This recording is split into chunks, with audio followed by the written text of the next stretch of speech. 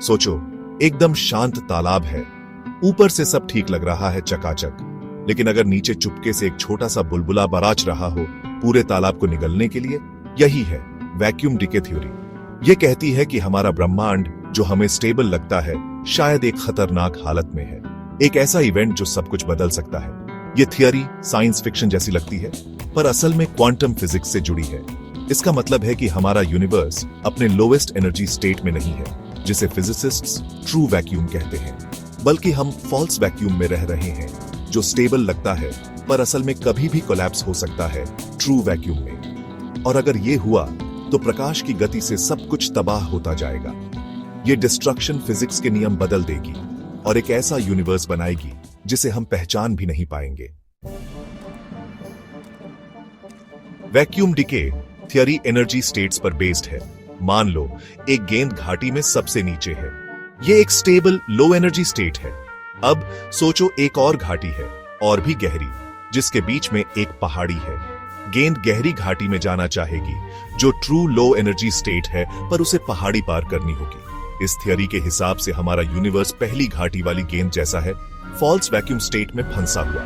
True vacuum एक lower energy state मौजूद है, पर एक एनर्जी बैरियर के पीछे। अगर कुछ इस बैरियर को पार कर दे तो यूनिवर्स ट्रू वैक्यूम में कोलैप्स हो सकता है। ऐसा क्या होगा ये अभी तक पता नहीं है। कुछ फिजिसिस्ट्स का मानना है कि हाई एनर्जी इवेंट्स जैसे पावरफुल कॉस्मिक रेस का टकराना ये स्पार्क दे सकता है। कुछ का कहना है कि ये अपने आप हो सकता है, स्पेस में क्वांटम फ्लक्चुएशन की वजह से। Vacuum decay theory big bang model के बाद आई। 1970s में फिजिसिस्ट्स ने क्वांटम फील्ड थ्योरी और हिग्स फील्ड के बारे में सोचना शुरू किया और मल्टीपल वैक्यूम स्टेट्स के बारे में पता लगाया। हिग्स फील्ड जो पार्टिकल्स को मैस देता है, डिफरेंट कॉन्फ़िगरेशंस में एग्जिस्ट कर सकता है, हर एक अलग वैक्यूम स्टेट से रिलेटेड है। इस आइडिया के सबसे पहले सपोर्टर्स में से एक रशियन फिजिसिस्ट सिडनी कोलमैन थे। 1977 में उन्होंने एक इंपॉर्टेंट पेपर लिखा, the fate of the false vacuum, जिसने वैक्यूम डिके की थ्योरी की नींव रखी। कोलमैन के काम ने साइंटिफिक कम्युनिटी में बहुत इंटरेस्ट और डिबेट क्रिएट किया। एक और इंपॉर्टेंट व्यक्ति एलन गुथ हैं, एक अमेरिकन फिजिसिस्ट जो इन्फ्लेशनरी कॉस्मोलॉजी के लिए जाने जाते हैं। गुथ के अर्ली यूनिवर्स पर रिसर्च ने फॉल्स वैक्यूम स्टेट के आइडिया को सपोर्ट किया।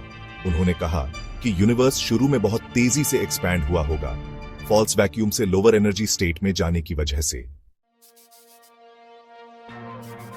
वैक्यूम डिके थ्योरी के नतीजे बहुत बड़े हैं। अगर हमारा यूनिवर्स इस इवेंट के लिए तैयार है, तो हमारा एग्जिस्टेंस एक डेलिकेट बैलेंस में है। जो यूनिवर्स हम जानते हैं, उसके फिजिक्स के नियम और कॉस्मिक स्ट्रक्चर्स सब कुछ खत्म हो सकता है और कुछ बिल्कुल अलग आ सकता है। लेकिन डरने से पहले याद रखें कि वैक्यूम डिके अभी एक थ्योरी है।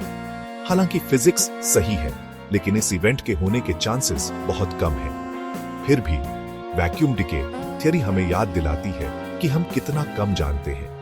हमें यह सोचना होगा कि यूनिवर्स के बारे में हमारी समझ इनकम्प्लीट है। जैसे जैसे हम स्पेस और टाइम के बारे में जानेंगे, हमें यह मानकर चलना होगा कि यूनिवर्स में और भी सीक्रेट्स हैं, कुछ खतरनाक और कुछ शायद जादुई।